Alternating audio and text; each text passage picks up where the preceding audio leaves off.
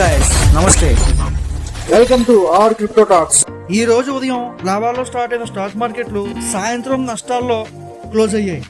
ఎంత అలజడి ఈ రోజు మార్కెట్లో ఎందుకు జరిగింది తెలుసుకుందాం. ఈ రోజు ఉదయం మార్కెట్లో 23,784 పాయింట్ల దగ్గర నిఫ్టీ అనేది ఓపెన్ అయింది. అలాగే సెన్సెక్స్ అనేది 78,707 పాయింట్ల వద్ద ఓపెన్ అయింది.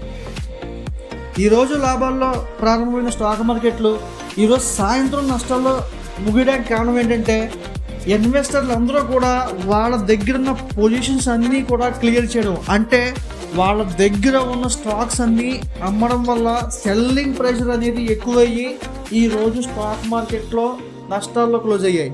ఈరోజు మనకి మార్కెట్లో Tata Motors, Mahindra and Mahindra, Tata consultancy services and ITC shares లాభాల్లో క్లోజ్ అయ్యాయి. ఈరోజు స్వల్ప నష్టాల్లో క్లోజ్ అయ్యి నిఫ్టీ అనేది 25 పాయింట్ల నష్టానికి 23,727 పాయింట్ల దగ్గర క్లోజ్ అయింది. సెన్సెక్స్ వచ్చి 78,472 వద్ద క్లోజ్ అయింది. మరింత సమాచారం వరకు, మరిన్ని వీడియోస్ కొరకు, మరింత నాలెడ్జ్ గెయిన్ చేసుకోవడానికి మా ఛానల్ని సబ్స్క్రైబ్ చేసుకొని ఫాలో అవుతుంది. Thank you.